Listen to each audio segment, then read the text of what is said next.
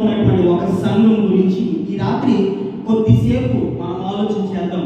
ప్రకటన గ్రంథాన్ని నేను ఈ యొక్క అధ్యాయం లేకపోతే ఒక సంఘం గురించి మాట్లాడాలనుకున్నప్పుడు నాకు చాలా విపరీతమైనటువంటి భయం. ఎందుకు ఆ భయం అని అంటే, ప్రకటన గ్రంథం డైరెక్ట్గా రాయలేదు. ప్రకటన గ్రంథం 3 రకాలుగా రాయబడింది. ఒకటి ఉపమాన రీత్యా రాయబడింది, ఇంకొకటి రూపకాలంకారముగా రాయబడింది, 3 డైరెక్ట్గా రాయబడింది.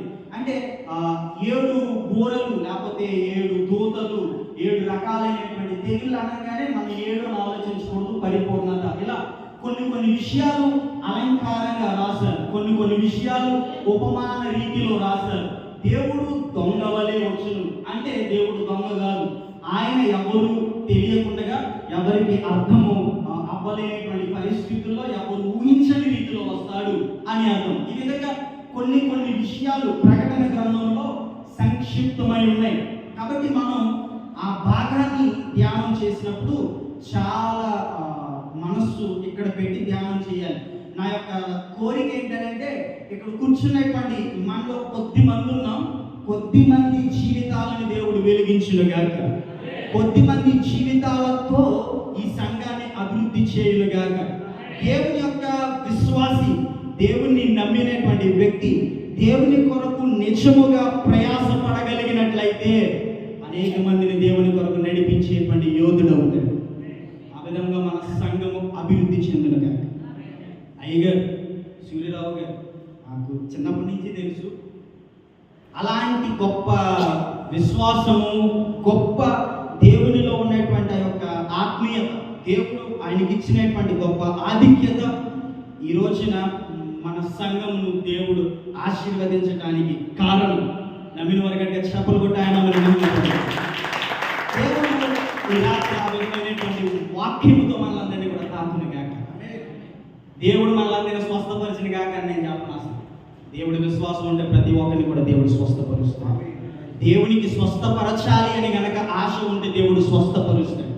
అనేకమైనటువంటి అద్భుతాలు చేసినటువంటి ఒక గొప్ప భక్తులు ఆయన దేవుని దగ్గరికి వెళ్ళయ్యా, నా వస్త్రపు చెంగు ముట్టుకుంటే అనేక మంది స్వస్థత పొందుతున్నారు, కానీ నాకు ఈ జబ్బు ఉంది, తీవా అని అంటే తీనన్నాడు దేవుడు, తీనన్నాడు. కాబట్టి దేవుడు మనకు వ్యాధిని ఇవ్వాలనుకున్నా, కష్టం ఇవ్వాలనుకున్నా, బాధ ఇవ్వాలనుకున్నా అది దేవుని చిత్తం.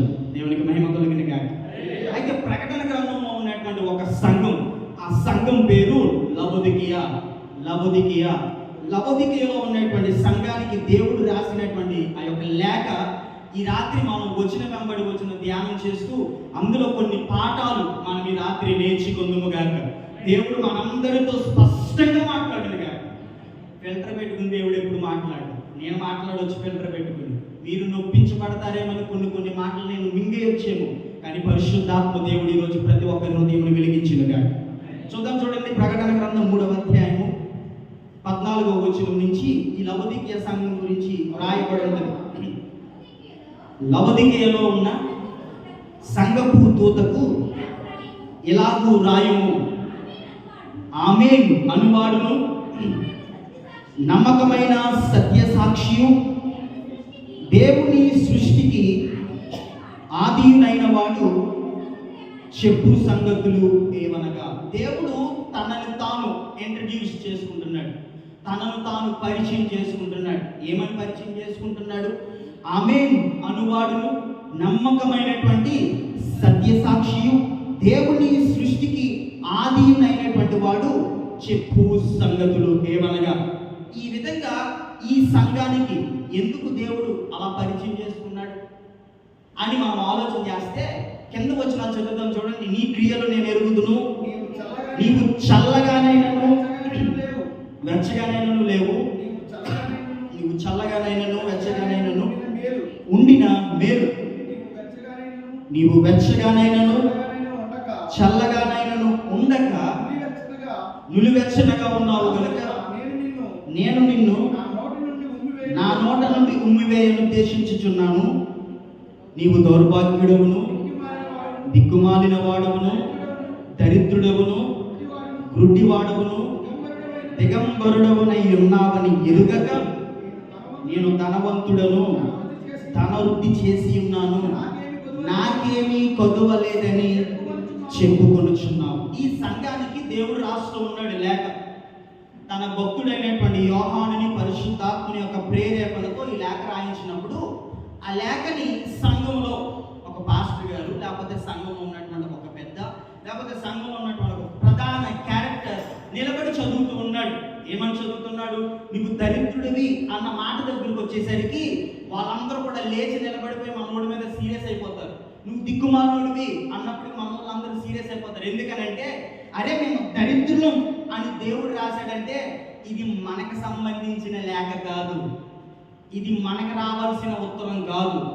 ఎందుకు వాళ్ళు అలా రియాక్ట్ అయ్యారు అని అంటే లవోదికీయ సంఘానికి 3 ప్రత్యేకతలు ఉన్నాయి. ఈ లవోదికీయ పట్టణానికి, లేకపోతే ఈ లవోదికీయ గ్రామానికి 3 ప్రత్యేకతలు ఉన్నాయి. ఒక ప్రాముఖ్యమైనటువంటి ప్రత్యేకత ఏంటంటే ఈ లవోదికీయ పట్టణం ఒక సెంటర్గా ఉండేటువంటి పట్టణం. ఈ పట్టణానికి 4 వైపులా 4 ప్రాముఖ్యమైనటువంటి పట్టణాలు ఉన్నాయి. కాబట్టి ఈ యొక్క పట్టణంలో ప్రాముఖ్యంగా అద్భుతమైనటువంటి వ్యాపారం జరిగేటువంటి పట్టణం. కాబట్టి ఈ వ్యాపారం జరిగేటువంటి పట్టణానికి డబ్బుకు లోటు ఉంటుందా? చెప్పాలి. వ్యాపారం అద్భుతంగా జరుగుతుంది, డబ్బుకు లోటు ఉంటుందా? ఉండదు. కానీ దేవుడు ఏమన్నాడు?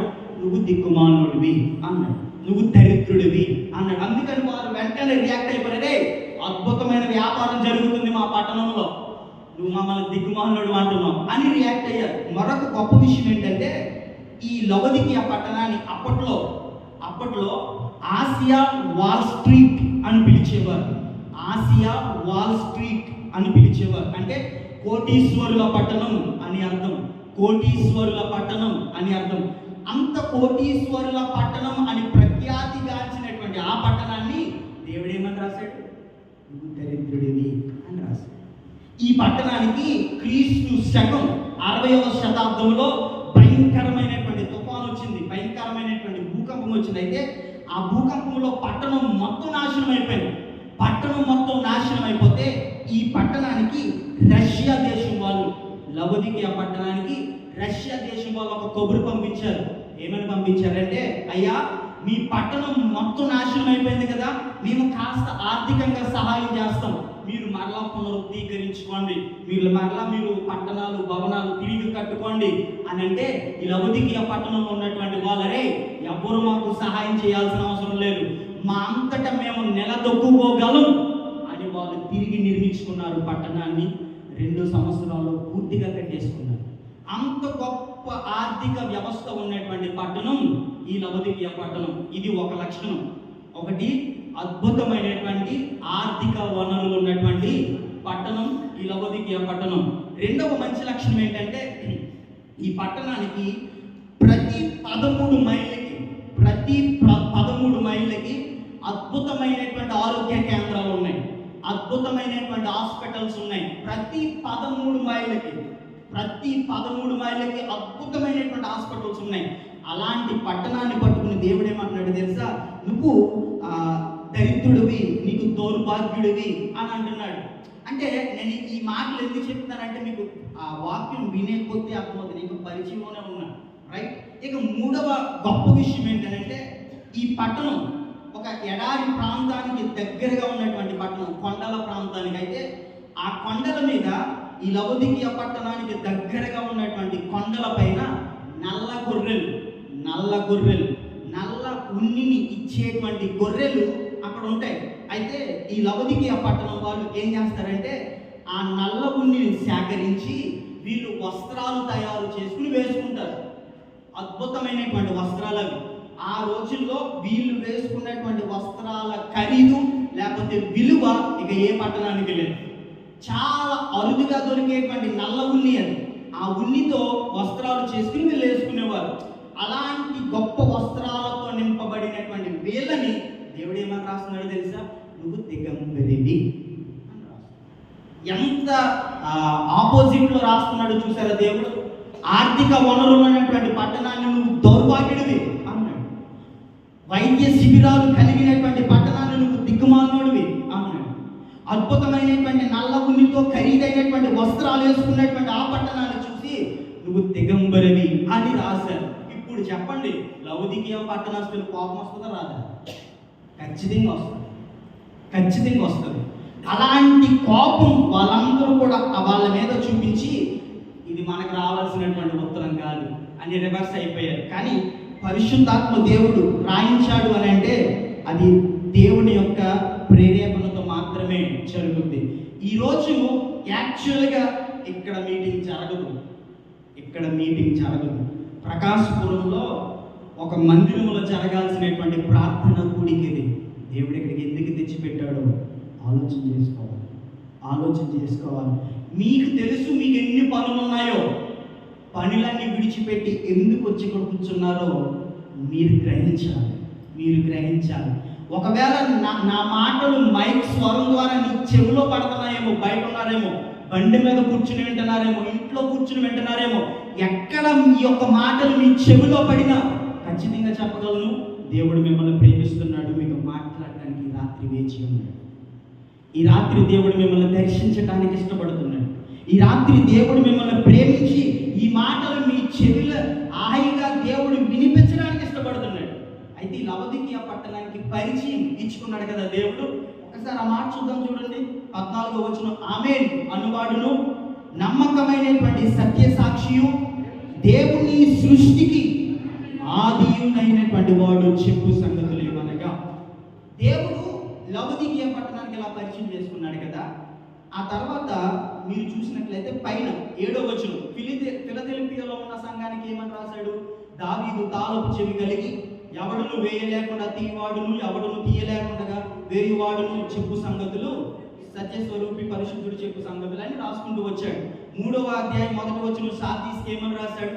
7 నక్షత్రములను దేవుని 7 ఆత్మలను గలవాడు చెప్పు సంగతులను రాసుకుంటూ వచ్చాడు. ఆ తర్వాత 2వ అధ్యాయం 18వ వచనంలో తుయితేరులో ఉన్నటువంటి సంఘానికి అగ్ని జ్వాలల వంటి కన్నులను అపరంజిని పోలినటువంటి అని రాసుకుంటూ వచ్చాడు. 2వ అధ్యాయం 8వ వచనంలో స్మరణలో ఉన్నటువంటి సంఘానికి మొదటి వాడును కడపటి వాడును ఎండి మృతుడై మరలా బ్రతుకువాడు చెప్పు సంగతులు అని రాసుకుంటూ వచ్చాడు.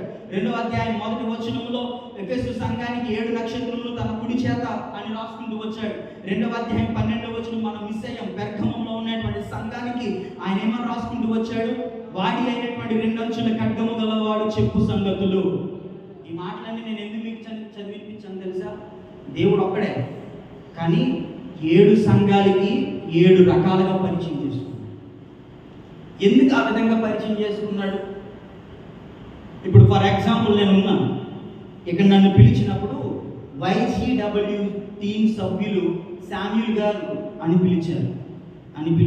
ఎందుకంటే మేము వచ్చినటువంటి విధానం టీం కాబట్టి. ఒకవేళ అయ్యగారికి గనక సమయం ఇచ్చి నన్ను పిలవమంటే థామస్ గారు అబ్బాయి శామ్యూల్ గారు వస్తారు అంటారు. ఎందుకు నేను ఈ 2 వ్యత్యాసం చెప్తున్నానంటే, మనిషి నేనే కానీ నా యొక్క గుర్తింపు మారింది. నా యొక్క గుర్తింపు అనేది ఆ పరిస్థితిని బట్టి మార్చబడింది. ఒకవేళ పాలకొల్లు పట్టణంలో వెళ్తే ఒకవేళ నన్ను ఒక మెడికల్ పర్పస్లో గుర్తుపట్టాలంటే అబ్బాయి మెడికల్స్ జనరల్స్ ఓనర్ అంటే అర్థమవుతుంది. అంటే నేను ఎందుకు చెప్తానంటే, ఒక్కొక్కరికి ఒక్కో విధంగా చెప్తే నా ఐడెంటిటీ అర్థమవుతుంది. మనిషిని ఒక్కడనే కానీ 3 రకాలుగా పరిచయం చేశారు. నన్ను 3 రకాలుగా పరిచయం చేశారు. ఒకవేళ మా అత్తగారి ఇంటికి వెళ్ళి వాక్యం చెప్పాను అనుకో, దివ్య వాళ్ళ ఆయన వచ్చి శామ్యూల్ గారు అని, మనిషిని నేనే కానీ నాకున్నటువంటి ఐడెంటిటీ మారింది. ఎందుకు మారిందో తెలుసా? అక్కడ ఉన్నటువంటి పరిస్థితులను బట్టి మారింది. ఎందుకు మారిందంటే పరిస్థితులను బట్టి మారింది. ఇక్కడ దేవుడు ఆమేన్ అనువాడును నమ్మకమైనటువంటి సత్య సాక్షి అని ఎందుకు పరిచయం చేసుకున్నాడో తెలుసా? లవొదికీయలో ఉన్నటువంటి పట్టణం వాళ్ళు అద్భుతంగా వ్యాపారం జరుగుతుందని, అద్భుతమైనటువంటి వైద్య కేంద్రాలు ఉన్నాయని, అద్భుతమైనటువంటి ఖరీదైనటువంటి వస్త్రాలు వాళ్ళు ధరించుకున్నారని వాళ్ళు విర్రవీగిపోతుంటే దేవుడు ఏమని రాశాడు తెలుసా? అలో మీకున్నటువంటి ఆస్తిని బట్టి విర్రవీగిపోతున్నారు, సృష్టికి ఆది నేను అని రాశాడు దేవుడు. మీరు ఈ రోజున ఒక 100 రూపాయలు సంపాదించేసి విర్రవీగిపోయి పైన విప్పాల్సినటువంటి 2 బట్టలు విప్పేసి, ఒక సామెత ఉంటుంది, ఒళ్ళు దళసరెక్కినోడంట పలసర బండుకొని అలసరంలో గుద్దాడంట. ఒళ్ళు దళసరెక్కినోడు పలసర బండుకొని అలసరంలో గుద్దాడంట. నేను ఎందుకు ఈ మాట చెప్తున్నానంటే, ఈ సంఘానికి దేవుడు మీకున్నటువంటి ఆస్తిని బట్టి గర్విస్తున్నారయ్యా, మీకున్నటువంటి పరిస్థితులను బట్టి గర్విస్తున్నారు, ఓకే. కానీ వాటన్నిటికీ కారణం నేను. ఈ రాత్రి దేవునికి ఆ మాట తెలియజేస్తున్నాడు. ఒకవేళ నీకున్నటువంటి పరిస్థితులను బట్టి గర్విస్తున్నావేమో, నీకున్నటువంటి ఆర్థిక వనరులను బట్టి విర్రమీగిపోతున్నావేమో. ఈ ప్రాంతంలో డబ్బుకి ఏం కొదువు ఉండదు నాకు తెలిసి, ఆర్థిక వనరులకి ఏమి కొదువు ఉండదు నాకు తెలిసి. దేవుని కార్యక్రమాలు చేయడానికి ఎవరు వెనుకాడరు. అది తప్పని నా ఉద్దేశం కాదు. వాటి వలన దేవుణ్ణి మహిమపరుస్తున్నారా, విర్రమీగిపోతున్నారా? ఆలోచన చేసుకోవాలి. ఈ రాత్రి లవొదికీయ పట్టణానికి దేవుడు స్పష్టంగా, మీరు విర్రమీగిపోతున్నారే, సమస్తానికి కారణం నేనే. దేవునికి మహిమ కలిగిన గాక. ఆమేన్ అనువాడు నమ్మకమైనటువంటి సత్య సాక్షి. ఎంత గొప్ప దేవుడు మన దేవుడు. ఇప్పుడు తర్వాత వచ్చిన చదువుతాం చూడండి, 16వ వచనం. నీవు వెచ్చగానైనను చల్లగానైనను ఉండక నులువెచ్చగా ఉన్నావు కనుక నేను నిన్ను నా నోట నుండి ఉమ్మివేయను ఉద్దేశించుచున్నాను. ఏమని రాశాడు దేవుడు? ఉమ్మివేయ ఉద్దేశించి ఉన్నాను. ఉమ్మి అని తెలుగులో రాశారు, కానీ యాక్చువల్గా దీని యొక్క గ్రీకు పదం ఇమ్యో, ఈఎంఈఓ, ఇమ్యో. ఇమ్యో ఇమ్యో అనేటువంటి పదాన్ని ఇంగ్లీష్ తర్జుమాకు తీసుకొచ్చేసరికి అది ఎమిటిక్ అయింది. EMETIC, emetic. ఎమిటిక్ ఇమ్యో నుంచి ఎమిటిక్లోకి అది తర్జుమా అయింది. అయితే ఈ ఎమిటిక్ అనేటువంటి పదానికి అర్థం ఏంటి అని అంటే, మీరు ఒకవేళ ఇంటికి వెళ్ళిన తర్వాత యవనస్తులు కానీ పెద్దోళ్ళు కానీ ఫోన్ యూజ్ చేసేటువంటి అలవాటు ఉంటే గూగుల్ చేసి చూడండి. ఎమిటిక్ అని కనుక మీరు గూగుల్లో కొడితే దాని యొక్క అర్థం వాంతి ప్రేరణ అని వస్తుంది. అంటే వాంతి వచ్చేటప్పుడు మనకు లోపల తిప్పేస్తా చూసారా, అరే నాకు ఏదేదో అయిపోతుంది అంటారు చూసారా, లోపలంతా వికారంగా ఉంది అంటారు చూసారా, అది ఎమిటిక్ అనేటువంటి మాటకి అర్థం. ఒకవేళ ఎవరైనా మెడిసిన్ చదివిన వాళ్ళు ఉంటే వాంతులు తగ్గటానికి వేసేటువంటి ట్యాబ్లెట్లు ఎమిటిక్ అనేటువంటి పదముతో కలిపి మెడిసిన్ కలుస్తుంది. దాన్ని యాంటీ వామిటింగ్లో వాడుతూ ఉంటారు. అయితే ఈ మాటలన్నీ నేను ఎందుకు చెప్తున్నానంటే, దేవుడు ఉమ్మివేయను ఉద్దేశించి ఉన్నాను అనటానికి బ్యాక్గ్రౌండ్ తర్జుమా ఏంటో తెలుసా? దేవునికి ఆ లవొదికీయ పట్టణంలో ఉన్నటువంటి, ఆ లవొదికీయ సంఘంలో ఉన్నటువంటి సంఘస్థులను చూసి, వారి యొక్క క్రియలను చూసి, వారి యొక్క పనితీరు చూసి, వారి యొక్క ప్రవర్తన చూసి దేవుడికి ఏమొస్తుంది? వచ్చేసింది, ఇక్కడ తెలిసిపోతుంది. వాంతి ఎప్పుడు వస్తుంది? 2 కారణాలు. తిన్న దాటకపోతే వస్తుంది, ఇది ఒకటి. 2 మన యొక్క ముక్కు లేకపోతే మనకున్నటువంటి యొక్క బాడీ తీసుకోలేనటువంటి స్మెల్ ఏదైతే మనకి వస్తుందో ఆ టైంలో ఏమవుతుందంటే, చాలామంది నా వల్ల కావట్లేదు, నాకు తిప్పేస్తుంది. కొంతమందికి బ్లడ్ స్మెల్ పడదు, కొంతమందికి డ్రైనేజ్ స్మెల్ పడదు, కొంతమందికి బొస్సు పడదు. ఎందుకు తిప్పుద్దో తెలుసా? నీకు అది కెట్టదు, నీకు ఆ స్మెల్ కెట్టదు. దేవునికి వాంతి వస్తుందని ఎందుకంటే తెలుసా? లవొదికీయలో ఉన్నటువంటి సంఘస్థుల క్రియలు దేవునికి కెట్టట్లేదు, దేవునికి ఇష్టం అవ్వట్లేదు. ఈ రోజున మన సంఘము పేరు IPC, పెంతెకోస్తల్ చర్చ్. పెంతెకోస్తల్లో మీరు నాకంటే పెద్దోళ్ళే, నాకంటే ఎక్కువ విషయాలు తెలుసు కాబట్టి ఇంకెక్కువ ఆత్మీయంగా ఉన్నారు మీరు. కానీ అప్పట్లో పరిశుద్ధాత్మని యొక్క అనుభవం ఉండేటువంటి సంఘాలు పెంతెకోస్తు సంఘాలు. అయ్యగారికి తెలుసు, మా నాన్నగారు, అయ్యగారు అందరూ కూడా ఈ యొక్క పెంతెకోస్తు సహవాసంలో అద్భుతమైనటువంటి పరిశుద్ధాత్మని యొక్క నడిపింపుతో నడిచినటువంటి సంఘాలు. ఈ రోజున ఎక్కడ ఉంటున్నాయి పరిశుద్ధాత్మలు సంఘాల్లో? ఒక మాట నేను బాధపడద్దే, ఎందుకంటే మళ్ళీ రావాలి కదా మరి నేను ఇక్కడికి రావట్లేదంటే రాలేదనేసి ఆరాధనలో మిళితమయ్యేటువంటి క్రైస్తవులు ఉన్నారా ఈ రోజుల్లో? ఆరాధన చేస్తూ ఉంటే ఆరాధనలో దేవునితో పాటు స్పష్టముగా నీ హృదయాన్ని అర్పించుకోగలిగినటువంటి విశ్వాసులు ఉన్నారా ఈ రోజుల్లో సంఘాల్లో? ఒకవైపు ఆరాధన జరిగితే ఒకవైపు మన పనులు మనయే, ఒకవైపు కోపం వచ్చినప్పుడు అక్కడ కూర్చున్నాను. అయ్యగారు గొంతు చించుకు నడుస్తుంటే ఎవడిష్టపొచ్చిన పనులు చేసుకుంటాను. దేవునికి విలువ ఎక్కడుంది? దేవుని మాటలకి విలువ ఎక్కడుంది? ఒకవేళ దేవుడు కనుక ఆ పరిస్థితిలో ఉంటే మన క్రియలకి దేవునికి ఎలా ఉంటాయి? వాంతి వస్తుంది. దేవునికి మన క్రియలు కిట్టకపోతే దేవునికి వాంతి తెచ్చే వాళ్ళం అవుతాం. మనలో కొంతమంది కొద్ది రోజులు ఆత్మీయంగా గడుపుతారు, కొద్ది రోజులు దేవునిలో గడుపుతారు, అద్భుతమైనటువంటి సాక్ష్యాలు చెప్తారు, అద్భుతమైనటువంటి ఆరాధన చేస్తారు, అద్భుతమైనటువంటి నడిపింపు. అబ్బబ్బబ్బబ్బా, పరిశుద్ధాత్మ దేవుడు అతని మీద నుంచి వెళ్ళిపోతాడు. కొన్ని రోజులు అయిపోతే వెనక్కి వెళ్ళిపోతాడు. అప్పుడు ఎవరికి అవమానం? దేవునికి అవమానం. కాబట్టి ఈ రాత్రి నా మాటలు మిమ్మల్ని బాధ పెడతాయి నాకు తెలుసు, అందుకే నవ్వుతున్నాను. కొంచెమైనా నవ్వుతారేమో, నవ్వట్లేదేంటి? దేవుని సన్నిధానంలో లవోదికీయ పట్టణస్థులు దేవుని యొక్క వాంతికి కారణమవుతున్నారు. అంటే దేవునికి కెట్టట్లేదు వాళ్ళ క్రియలు. ఎందుకు కెట్టట్లేదు? వాళ్ళకి ఆర్థిక వనరులు ఉన్నాయి, వాళ్ళకి ఆరోగ్య సమస్యలు ఉన్నాయి, వాళ్ళకి అద్భుతమైనటువంటి వస్త్రాలు ఉన్నాయి. అలాంటి వాళ్ళని చూసి దేవుడు ఏమన్నాడు తెలుసా? నాకు మీ క్రియలు కెట్టట్లేదయ్యా, మిమ్మల్ని చూస్తుంటే వాంతి వస్తుంది నాకు. మీకు అద్భుతమైనటువంటి ధనం ఉంది, కానీ నువ్వు నా దృష్టిలో దౌర్భాగ్యుడివే. మీకు అద్భుతమైనటువంటి ఆరోగ్య సమస్యలు ఉన్నాయి, కానీ మీరు నా దృష్టిలో దౌర్భాగ్యులే. మీకు అద్భుతమైనటువంటి వస్త్రాలు ఉన్నాయి, కానీ మీరు నా దృష్టిలో దిగంబరులే. తర్వాత మాట చదువుతాం చూడండి, ఇంకెక్కువ వివరిస్తే మీ ఫేస్ మారు.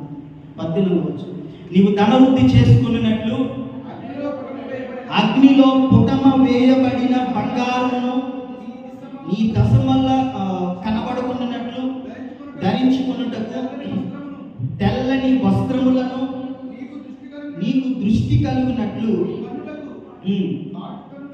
కాటుకను నా యొద్ద కొనుమని నీకు బుద్ధి చెప్పుచున్నాను. దేవుడు ఏమంటున్నాడంటే ఆ లవోదికీయ పట్టణాన్ని, అయ్యా మీరు దిగంబరలో ఉన్నారు కదా, నా దగ్గర వస్త్రాలు కొనండి. వాళ్ళకి అప్పటికే అద్భుతమైన క్వాలిటీ వస్త్రాలు ఉన్నాయి, కానీ దేవుడు నా దగ్గర కొనండి అంటూ ఒక మాట రాశాడు. నీకు దృష్టి కలిగినట్లు నీ కన్నులకు కాటుక నా యొద్ద కొనమని బుద్ధి చెప్పుచున్నాను. ఈ మాట చాలా ఇంపార్టెంట్. ఎందుకు ఇంపార్టెంట్ అంటే ఈ లవోదికీయ పట్టణస్థులు కండ్ల కాటుకు తయారు చేస్తారు. వీళ్ళే దేవుడు రాశాడంటే మోడల్ ఉండదు. వీళ్ళే కండ్ల కాటుకుని తయారు చేస్తారు. ప్రిగియుల చూర్ణము అనబడేటువంటి ఆ యొక్క పదార్థంతో వీళ్ళ కండ్ల కాటుకుని తయారు చేస్తారు. ఆ ప్రిగియుల చూర్ణం అనేటువంటి ఆ పదార్థం కండ్లకి పెట్టుకున్నప్పుడు అద్భుతమైనటువంటి దృష్టినిస్తుంది, కంటిని క్లీన్ చేస్తుంది, చాలా అద్భుతమైనటువంటి ఆరోగ్యాన్ని ఇస్తుంది కంటికి. అలాంటి అద్భుతమైనటువంటి కాటుకను తయారు చేస్తే చుట్టుపక్కల ఉన్నటువంటి పట్టణస్తులు, గ్రామస్తులు, జనము వేల కొలది, వందల కొలది ఈ పట్టణం దగ్గరకు వచ్చి కండ్ల కాటుకుని కొనుక్కుని వెళ్తా ఉంటారు. వాళ్ళ దేవుడేమన్నాడు? నా దగ్గరికి వచ్చి కండ్ల కాటుకు కొనుక్కు. తయారు చేసేది వాళ్ళే, అమ్మేది వాళ్ళే. అద్భుతమైనటువంటి కండ్ల కాటుక తయారవుతున్నటువంటి పట్టణంతో దేవుడు చెబుతున్నటువంటి మాట ఏంటో తెలుసా? నీకు బుద్ధి వచ్చేలాగా నా దగ్గరకు వచ్చి కొనుక్కో కండ్ల కాటుక. నేను ఈ మాట ఎందుకెంత నొక్కి చెప్తున్నానంటే దేవుడు బుద్ధి రప్పించడానికి ఇష్టపడతాడు. ప్రతి ఒక్కరికి దేవుడు బుద్ధి రావాలని ఆశపడతాడు. తప్పిపోయినటువంటి కుమారుని స్టోరీలో ఒక మాట హైలైట్ చేసి రాస్తాడు. అయితే అతనికి బుద్ధి వచ్చినప్పుడు దేవుని దగ్గరికి ఎప్పుడు తిరుగుతారో తెలుసా? బుద్ధి వచ్చినప్పుడు. పాస్టర్ గారు అరిచినంత మాత్రాన తిరగరు, నేను అరిచినంత మాత్రాన తిరగరు. ఒకవేళ నా మాటలు మీరు వింటున్నట్లయితే ఎంతమంది బ్రతిమాలు మీరు రాకపోవచ్చు. బుద్ధి వస్తే వస్తారు. దేవుడు అందుకనే హైలైట్ చేసి రాశారు. బుద్ధి వచ్చినప్పుడు నా యొక్క కాటుకను మీరు కొనటానికి మీకు బుద్ధి బుద్ధి కలిగేలాగా నా దగ్గర కొనందయ్యా అని అంటున్నాడు దేవుడు. ఈ రాత్రి ఈ మాటలు వెనక నా యొక్క ముఖ్య అంశం ఏంటో తెలుసా? అద్భుతమైనటువంటి ఆశీర్వాదాలున్నా, అద్భుతమైనటువంటి అవకాశాలున్నా, అద్భుతమైనటువంటి వరాలున్నా, నువ్వు అద్భుతంగా పాటలు పాడవచ్చు, అద్భుతంగా వాక్యం చదవచ్చు, వాక్యం వివరించవచ్చు, అద్భుతంగా దేవుని సన్నిధానంలో ఒక పనిముట్టుగా వాడబడవచ్చు. దేవుణ్ణి పక్కన పెట్టితే అది దేవునికి ఇష్టం కాదు. దేవునికి ఇష్టం కాదు. చాలా స్ట్రైట్గా చెప్తున్నాను నేను ఈ మాట. దేవుని యొక్క మాటలు ఎవరు పడితే వాళ్ళు వివరించేది కాదు. దేవుని యొక్క వాక్య సందేశం అనేది ఎవరు పడితే వాళ్ళు చెప్పేది కాదు. దేవుని సన్నిధానంలో దేవుడిచ్చినటువంటి గొప్ప ఆశీర్వాదంతో, దేవుడిచ్చినటువంటి గొప్ప ఆత్మ నడిపింపుతో చెప్పితే వినేవాళ్ళ హృదయాలు కదిలించబడతాయి. వినేవాళ్ళ హృదయాలలో మార్పును దేవుడు కల్పిస్తాడు. ఒకవేళ నా సొంత తెలివిని ఉపయోగించాను అనుకో, ఉపయోగం ఉండదు. ఎట్టి పరిస్థితుల్లో ఉపయోగం ఉండదు. నేను అద్భుతమైనటువంటి పుస్తకాలు చదవచ్చు, అద్భుతమైనటువంటి స్టోరీలు చెప్పవచ్చు, అద్భుతమైనటువంటి ట్రాజిడీలో మిమ్మల్ని అందరినీ తీసుకెళ్ళిపోవచ్చు. ఇక్కడ ఉన్నంతసేపే ఉంటుంది. కానీ దేవుని నడిపింపుతో మాట్లాడితే జీవితాలు మారతాయి. జీవితాలు మారతాయి. నేను ఎందుకు ఎంత స్పష్టంగా చెప్తున్నానంటే, దేవుని యొక్క వాక్యం రెండంచుల గల కట్టం. రెండంచుల గల కట్టం. ఆ వాక్యంతో మన జీవితాన్ని సరి చేసుకోవాలి. దేవుని యొక్క వాక్యం అర్థం చూసుకోకుండా వచ్చారా? మనం అర్థం చూసుకోకుండా వచ్చారా? రెడీ అవ్వడానికి ఒక 10 నిమిషాలు అంటే అర్థం దగ్గర నుంచి కళ్ళడానికి అరగంట పడుతుంది. ఈ దాకా నేనే కాదు చెప్పి చూసుకోండి. ఇప్పుడు సాటిస్ఫై దేవుని సన్నిధానంలో అద్దము దగ్గరికి వచ్చినటువంటి ఏ వ్యక్తి తొందరగా వెళ్ళడు. ఎందుకో తెలుసా? అరే ఇంకొంచెం ఇలా సరి చేసుకుంటే బాగుంటుందేమో, ఇక్కడేదో మచ్చగా ఉంది, ఇక్కడేదో నల్లగా ఉంది, ఇక్కడేదో వచ్చింది, ఇది ఎందుకు వచ్చింది, అదెందుకు వచ్చింది, అంత ఆరా తీసుకుంటావే. వాక్యాన్ని చదివినప్పుడు ఎందుకు తీసుకోవాలి? ఆత్మీయ జీవితంలో వాక్యాన్ని చదివినప్పుడు నీలో నువ్వు ఎందుకు ప్రశ్నలు వేసుకోవు? బాప్తిజం తీసుకున్నప్పుడు అంత అద్భుతంగా జీవించాను, ఇప్పుడు ఎందుకు తనగారిపోయినని ఎందుకు ప్రశ్న వేసుకోలేకపోతున్నారు? అప్పట్లో అద్భుతంగా జీవించాను, ఇప్పుడు ఎందుకు తప్పిపోయినని ఎందుకు ప్రశ్న వేసుకోలేకపోతున్నారు? అప్పట్లో దేవుని మహిమకరంగా అద్భుతంగా సాక్ష్యాలు చెప్పాను, పాటలు పాడాను, వాక్యాన్ని పంచిపెట్టాను, ఇప్పుడు ఎందుకు పడిపోయానని ఎందుకు చేసుకోరు మీరు? వాక్యాన్ని ముందు పెట్టుకుని సరి చేసుకునేటువంటి ప్రతి ఒక్కరి జీవితాన్ని బట్టి పరలోకములో గొప్ప ఆనందము కలగబోతూ ఉంటుంది. దేవునికి మహిమ కలుగునుగా. ఈ లవదికీయ పట్టణం అలాంటి పరిస్థితుల్లో ఉంది. ముగించేస్తాను చూడండి. 19వ వచనం, నేను ప్రేమించి వారిని అందరినీ గద్దించి శిక్షించుచున్నాను, కనుక నీవు ఆసక్తి కలిగి మారు మనస్సు పొందు. ఒక్కసారి నీకు సరిగ్గా చదవలేదు, మళ్ళా చదువుదామా? ఒక లైన్ చదవండి. నేను ప్రేమించి వారిని అందరినీ సరిగ్గా చదివారా? ఏమని రాస్తుందండి అక్కడ? గద్దించి. దేవుడు మన శిక్షిస్తున్నాడంటే అర్థం ఏంటి? మరి ఎందుకు నాకు శోభలు వచ్చేస్తున్నాయి, కష్టాలు వచ్చేస్తున్నాయి, బాధలు వచ్చేస్తున్నాయి, ఇబ్బందులు వచ్చేస్తున్నాయి, దేవుడు నన్ను ఊరుకోవట్లేదు అని వెలవెల్లాడిపోతూ ఉంటారు. ఒక మాట చెప్పిన, ఈ రోజున మీకు కష్టం కలగవచ్చు, ఈ రోజున మీకు ఆర్థిక పరిస్థితులు బాగోకపోవచ్చు, ఈ రోజున మీకు ఆరోగ్య పరిస్థితులు బాగోకపోవచ్చు, ఈ రోజున మీ కుటుంబంలో అల్లర్లు జరగవచ్చు, ఈ రోజున మీ కుటుంబం విచ్ఛిన్నమైపోవచ్చు, ఈ రోజున నీ జీవితం అద్భుతమైనటువంటి పరిస్థితిలో ఉండేదైనప్పటికీ అనగారిపోయినటువంటి స్థితికి వెళ్ళిపోతుందంటే కారణం నువ్వు ఆత్మీయంగా జీవించే వ్యక్తివైతే దేవుడు నిన్ను ప్రేమిస్తున్నాడు కాబట్టి అలా జరుగుతుంది. యోబుని దేవుడు ప్రేమించాడు, అందుకే శోధన కలిగాయి. యోబుని దేవుడు ప్రేమించాడు, అందుకే కష్టాలు వచ్చాయి. యోబుని దేవుడు ప్రేమించాడు, అందుకే ఉన్నదంతా పోయింది. దేవుని ప్రేమ ఎంతో గొప్పదో తెలుసా? మునుపటి ఆశీర్వాదాల కంటే అధికమైనటువంటి ఆశీర్వాదాలు ఇవ్వగలిగింది మన దేవుడి ప్రేమ. దేవునిలో యథార్థంగా సాగండి, కష్టాలు వస్తే నిలబడండి, రిజల్ట్ చూస్తే మతిపోతాయి. దేవునిలో ఆత్మీయంగా సాగండి. ఇబ్బందులు వస్తే మోకరించి ప్రార్థన చేయండి. మనల్ని మనం ప్రార్థనలో నలగొట్టుకుంటే ఆ రిజల్ట్ వేరే లెవెల్లో ఉంటుంది. మనకి కష్టాలు వచ్చినాయని ఇక్కడికి పరిగెత్తేసి మనకు ఉన్నటువంటి 4 ఇంటిలో ఓడగొట్టేసుకునేది ప్రభువా అంటే గుండు మిగులుతుంది తప్ప ఉపయోగం ఉండదు.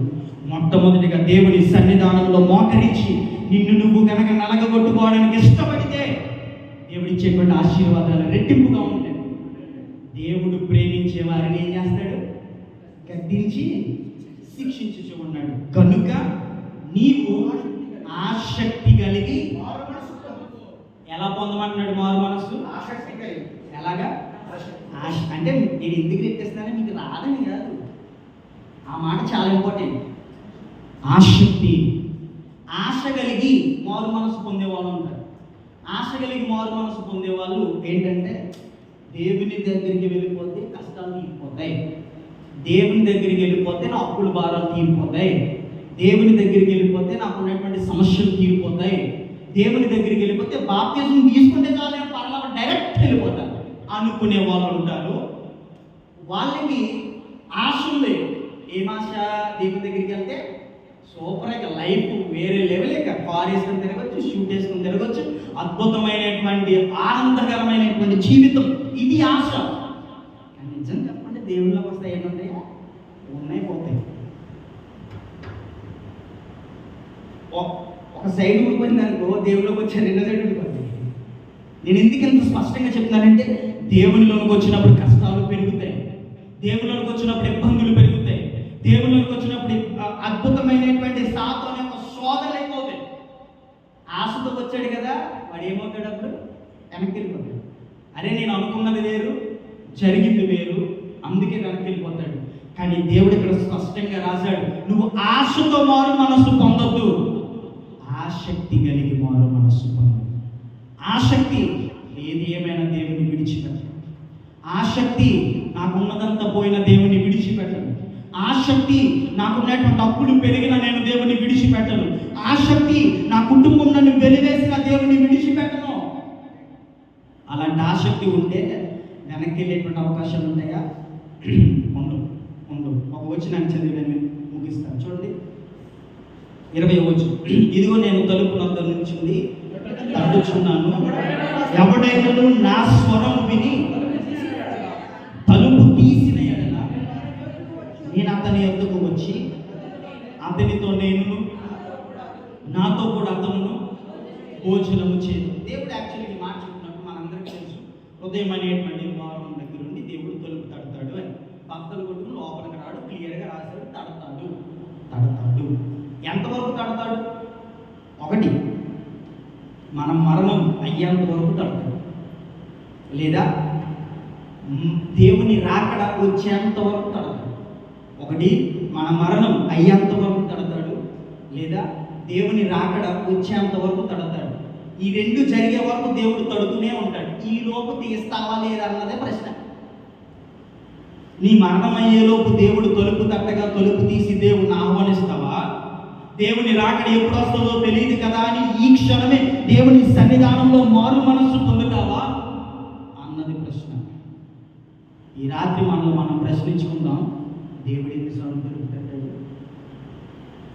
దేవుడు ఎన్నిసార్లు నీ హృదయాన్ని గర్తించాడు?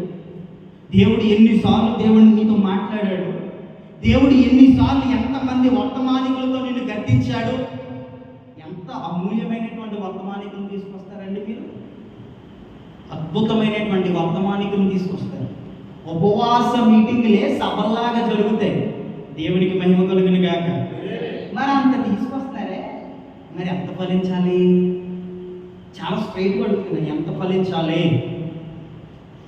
దేవుని సన్నిధానంలో దేవుడు మన మీద అంత పెట్టుబడి పెడుతుంటే మనం ఫలించకపోతే దేవునికి వచ్చేది కోపం, దేవునికి వచ్చేది బాధ, దేవునికి వచ్చేది వాంతి. కాబట్టి ఆలోచన చేయండి, దేవుడు తలుపు తడతాడు మన మరణం అయ్యేంత వరకు, దేవుని రాకడ వచ్చేంత వరకు. ఈ లోపు తలుపు తీస్తామా లేదా అన్నదే ప్రశ్న. చివరి మాట ఒకటి చదివి వినిపించిన కూర్చుంటారా? వచ్చి లోపలికి వచ్చి నేనును నాతో కూడా అతడును భోజనము చేయడం. భోజనం అంటే కూర్చుని భోజనం చేస్తామని కదా, ఇలా చెప్పాను కదా నేను, అలంకారంగా ఉపమాన అలంకారంగా ఇలా రాయబడినటువంటి విషయాలు. భోజనం అనేటువంటి మాటకి అర్థం ఏంటంటే సహవాసం. సహవాసం. మనకి ఇష్టం లేని వాళ్ళు పక్కన కూర్చుంటే భోజనం చేయగలుగుతామా? చెప్పండి. మనకి ఇష్టం లేని వాళ్ళు పక్కన కూర్చుంటే భోజనం చేయగలుగుతామా? కొన్ని పరిస్థితుల్లో తింటాం, ఎందుకు తింటామో మనకే తెలియదు. తినాల్సి వచ్చిన పరిస్థితుల్లో తింటాం. మనస్ఫూర్తిగా తింటామా? తినం. మనస్ఫూర్తిగా దాన్ని అంగీకరిస్తామా? అంగీకరించం. నా యొక్క ఉద్దేశం ఏంటంటే మనకి ఇష్టమైనటువంటి వాళ్ళు పక్కనుంటే అద్భుతంగా దాన్ని ఆనందించి భుజించగలుగుతాం. దేవుడు ఏమన్నాడంటే తలుపు తీస్తే, హృదయంలోనికి ఆహ్వానిస్తే నేను అతనితో సహవాసం చేస్తాను. దేవునికి మహిమ కలుగును గాక. ఎవరైతే తలుపు తీస్తారో వారితో దేవుడు సహవాసం చేస్తాడు. ఈ రాత్రి ఈ మాటలు నువ్వు మందిరంలో ఉండే వినక్కర్లా.